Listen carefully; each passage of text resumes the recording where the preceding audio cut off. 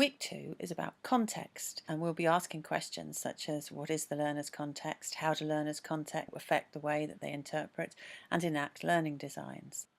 We'll spend some time looking at the use of personas and force maps in scenarios, and we'll also look at the ecology of resources, which is a design framework that we've developed through the Scarlet project.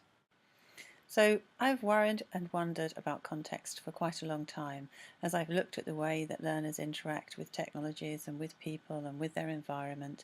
I've realised exactly how much difference the nature of the things that a person interacts with as they learn make to the nature of their learning process. This is something that's been recognised by many other researchers, of course. And indeed, when I started looking at the concept of context, I realised exactly how broad a range of literature drawn from many different disciplines had an impact on our thinking about the nature of context. For me, context matters to learning. It's complex and it's local to a learner. It defines that person's subjective and objective experience of the world, and it's spatially and historically contingent. Context is dynamic and associated with the connections between people, things, locations, and events in a narrative that's driven by that person's intentionality and motivations.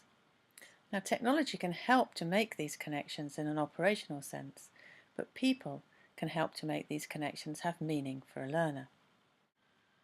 As part of your weekend activities in the MOOC, you'll look at the Ecology of Resources design framework and you'll work through phases 1, 2 and 3. You'll look during phase 1 at what kinds of help and assistance are available to a learner within their context through the people, places and things that they interact with. In phase 2, you'll look at the nature of the relationships that exist within that learner's context, between them and those people, places and things, and between the different elements within the people, places and things that they interact with.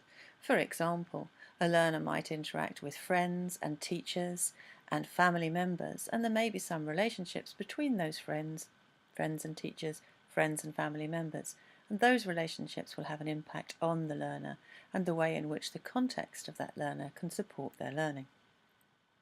And finally, phase 3 looks at how you can use the information you've gathered in phase 1 and 2 of the Ecology of Resources framework process to guide your design, the way that you design the interactions that you hope that learners will have, and the kinds of technologies that are part of the creation of those interactions. Context is fundamental to learning and is a very important aspect that we need to look at when we're conducting learning design. So I hope you really enjoy week 2 of the MOOC and that you enjoy learning about context.